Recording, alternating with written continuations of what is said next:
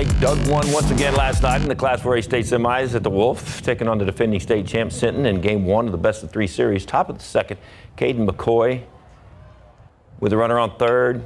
Boom, their little base hit to right. Braden Brown trots home. Sinton goes up 1-0. Bernie has a great chance to answer in the bottom of the fourth. We've got two outs. We've got bases loaded. Cale Blaylock. That's ball four. That's a walk. So that means a run scores.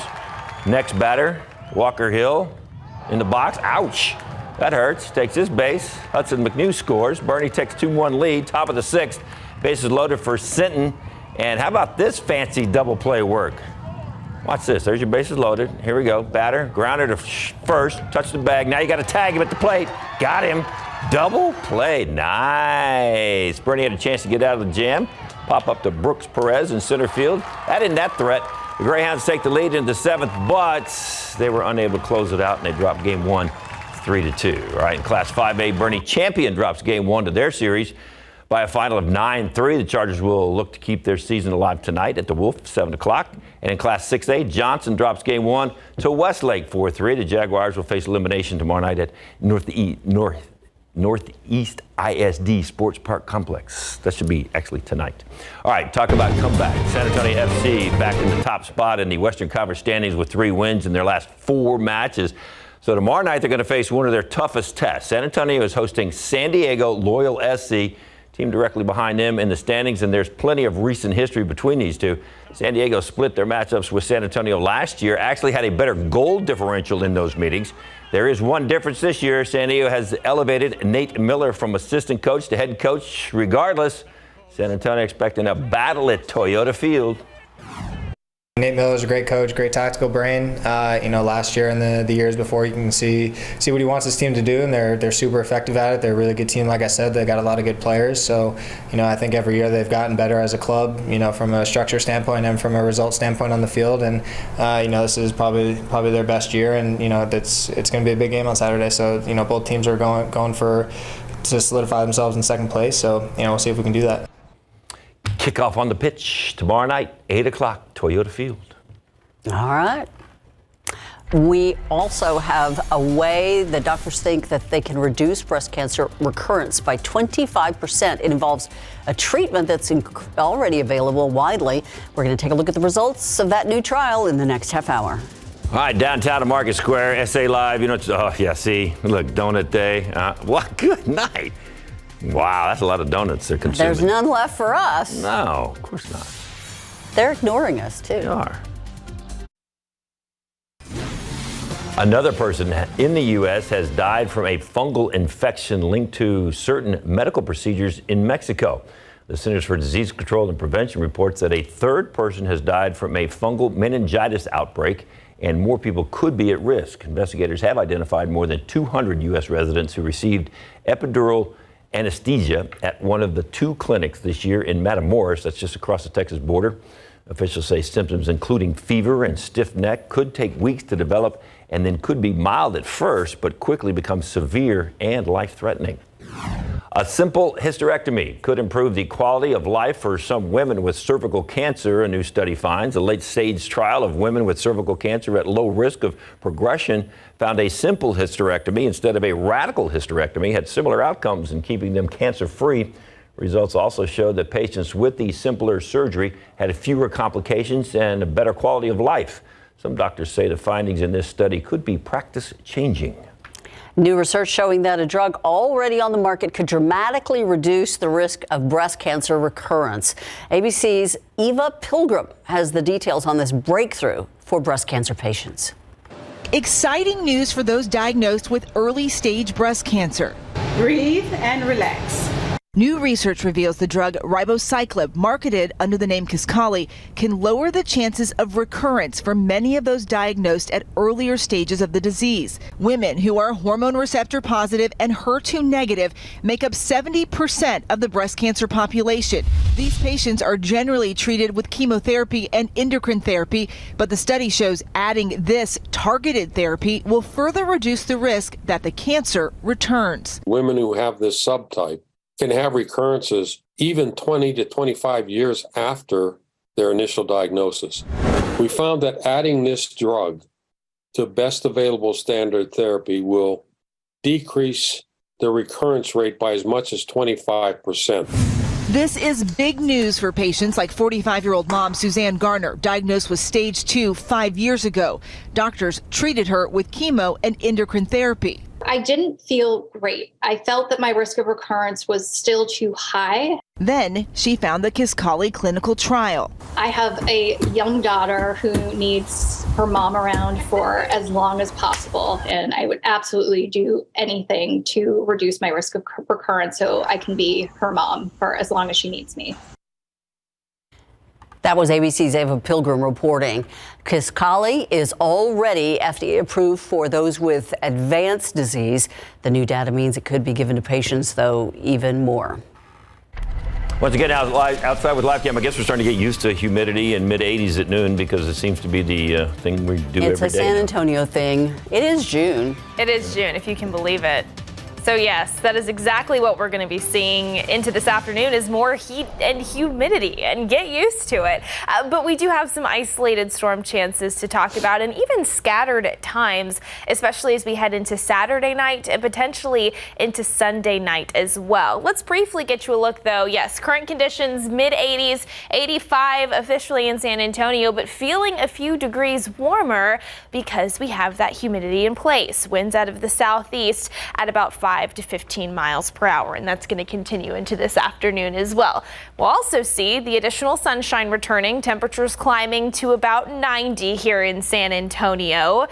And really, for the most part, throughout the remainder of the afternoon, we do look to sit on the drier side. Most of us are going to miss out. Nothing out there right now on radar. It's possible we see a very isolated stray shower across our far southeastern counties, but that's about it until after dinner time. Out west, as we see some storms fire up along a dry line, we could see an isolated strong to severe storm or two move into our far western counties, again, southern Edwards Plateau, and then potentially into the Hill Country area after dinner, and then that activity will continue to push eastward. Here in San Antonio, we could find the remnants of whatever is left of those isolated storms closer to 10, 11 p.m., even midnight as well, but they should be on generally a weakening trend. So we'll get you a full look at that, talk a little bit about it, weekend preview, and even an update on the tropics coming up in just a few, guys. Thank you, Mia. Now to the latest on that Iowa building collapse. The city of Davenport now says it believes there are 3 of the missing people were at home when that building collapsed. ABC's Alex Perez with the latest on the search and a new look at the moments just before that building starts to crumble to the ground.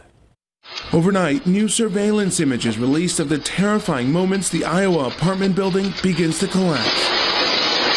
Initially, you see a piece of the building fall, then 2 minutes later, another piece drops. Then, a large section of the building crumbles, just 2 minutes and 43 seconds after the first piece fell. The video stops before the entire collapse is seen. Overnight, officials in Davenport releasing a new missing person poster with a third person, Daniel Prian, who police say, along with Brandon Colvin and Ryan Hitchcock, had a high probability of being home at the time of the collapse. We have families here that are still wanting answers and searching for their loved ones. A FEMA urban search and rescue team, including dogs, was at the site working inside, but the mayor says the search of the wreckage is no longer a rescue mission, but a recovery.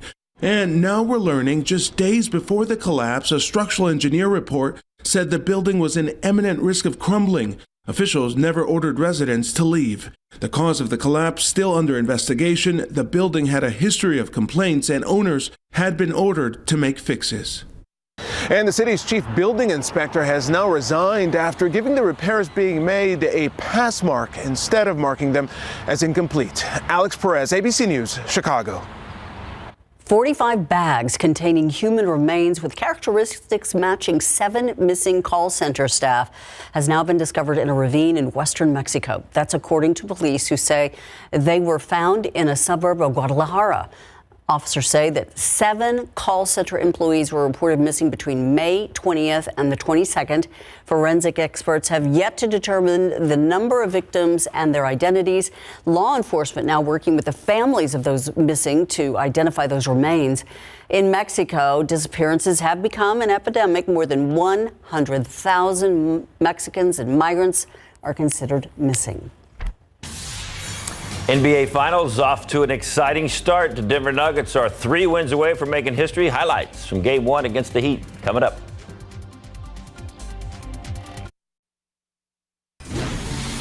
President Joe Biden and top congressional leaders are celebrating the passage of the crucial debt limit compromise in the U.S. Senate. This agreement coming after weeks of hard-fought budget negotiations between the White House and House Republicans. And it averts a U.S. default that could have caused a lot of chaos in the U.S. and the global economy. ABC's M. Wynn reports it didn't pass without some fierce resistance, though. The nation's debt ceiling crisis averted after the U.S. Senate powered through an evening vote and approved a compromise bill to suspend the nation's borrowing cap through January 1st, 2025. The bill is passed. Senate leaders hailing their members for the bipartisan outcome, with 46 Democrats and 17 Republicans supporting the bill after more than 3 hours of debate. We've saved the country from the scourge of default. There was give on both sides, but this agreement was a very good outcome. But the majority of Senate Republicans voted against the bill, some pushing for more defense spending. In my wildest dreams, I never believed that the Republican Party would take the Biden budget that they've attacked for a year and celebrate it as fully funding. Progressive Democrats opposed the deal in part because of the newly added work requirements for older Americans on food assistance. This debt ceiling agreement will cut programs for some of the most vulnerable people in America. Despite the pushback, it's still a victory for President Biden and top congressional leaders. Biden hailing the deal he negotiated with House Speaker Kevin McCarthy as a big win for our economy and the American people. Treasury Secretary Janet Yellen also celebrating the deal's swift passage, saying a default would have caused severe hardship for American families, potentially leading to the loss of millions of jobs. Adding this bill now protects the full faith and credit of the United States. President Biden says he'll sign the debt ceiling bill as soon as possible. He's also announced a rare address tonight out of the Oval Office, where he'll be speaking directly to the American people. M1, ABC News, Washington. Let's see. We could just paint this and put it up. I was going to say, if you had to guess what was on live cam right now, is that what you would guess? Yeah. Yep. Yep, looks pretty similar to where we were yesterday as well. It's got a mix of some sun and clouds out there, and it's just warm and humid, and that's exactly what we're going to find into this afternoon. 72 was the low today, pretty seasonable for this time of year. Average is 71. Right now we're at 85 officially. I think it's likely that we hit 90 yet again into this afternoon, which is, yes, once again, seasonable. So we've got those isolated storm chances to talk about starting this evening out west. Could be scattered at times over the next couple of nights. Not a washout of a weekend, but we'll talk all about it coming up after the break.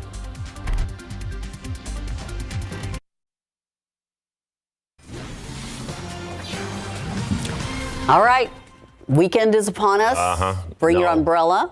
You might need it. Bring your sunscreen. You might need it. Exactly. Bring your flip-flops. You will need them. Yeah. Some city pools are open already, right? This weekend. I would believe that. Damn, everybody's there we kind of go. out of school now. They're ready to kick off any summer plans. I totally get it. And for the most part, each day, not too many issues expected tomorrow and into Sunday. But we could find a few isolated pop-up showers and thunderstorms here and there, and then slightly higher coverage, especially as we head into the nighttime hours. Here's the overall setup. So we've got high pressure anchored over Mexico. For the most part, it's still influencing our weather pattern here this afternoon. There are a few areas of low pressure off to our west, near the desert southwest, and even over the Rockies. Those are already allowing a few impulses of energy, some disturbances to push into western Texas, which is why some severe weather is already possible across the Panhandle and closer to the Permian Basin here this afternoon.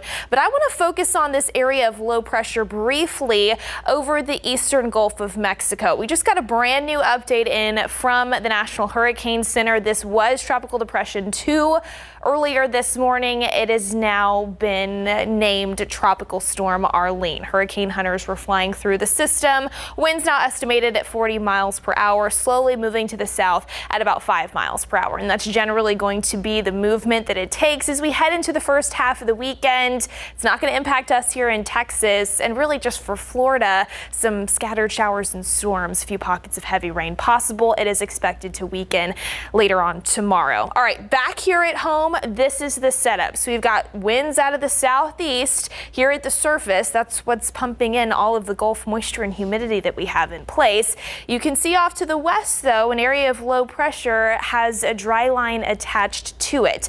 That does look to be a boundary that sparks up some of that thunderstorm activity heading into this afternoon. And while it's not going to be for everybody, pretty isolated later on today, by to just after dinner time across our far western counties near Del Rio, Rock Springs, Lakey, that's where we could find some isolated strong to briefly severe thunderstorms move in.